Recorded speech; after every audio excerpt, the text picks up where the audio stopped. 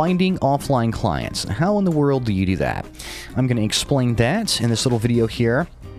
And you should have your services squared already when you're coming into this video. I hope you've already done that. Now, there are actually many ways that you can start gathering a good list of returning clients. So you can pick and choose from any of the ideas that will be coming up in just a minute. But first, we need to cover something very important. Which type of business would you like to target? So you've already got your services and specialties mapped out, you've got your brochures made, and so on. Now, is there a type of business that you believe you can cater to better than others? I mean, make a note of that for what's coming up in a minute as well, but here's a general rule of thumb when figuring this out. Okay, the less you target a specific type of business, the more likely you are to land clients, and the more cash you'll have in the end. You'll be increasing your chances of landing clients if you're willing to take on just about any kind of business rather than, say, just like local restaurants or something.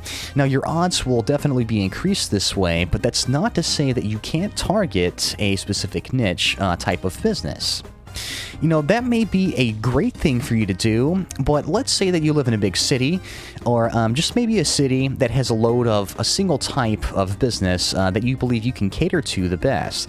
You know, maybe you should think about targeting those first and then go to the other ones later.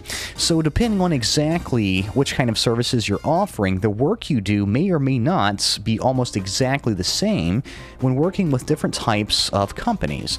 I mean, if you ultimately decide to target just any type of local business, perhaps you should think about attempting to take on a business in a single type of niche first, and then expand later. You know, this is going to help you get a little more experience, I think, and you're going to do a really good job if you target a specific type of niche business that you're already experienced with.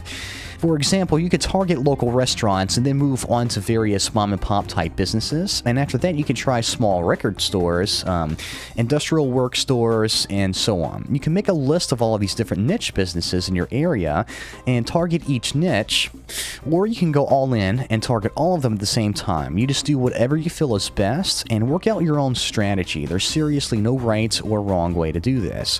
Okay, so ultimately, how do you go about getting a list of clients that you know will give you cash in exchange for your services? I mean, how do you approach them? This will be really fun if you've never done this before, and this new experience is really rewarding. So a good place to start is going to a phone book website, or perhaps even your local city's website. And if you're more of a hands-on type, you can just get your local phone book, actually, and get ready to take a look at all of this stuff.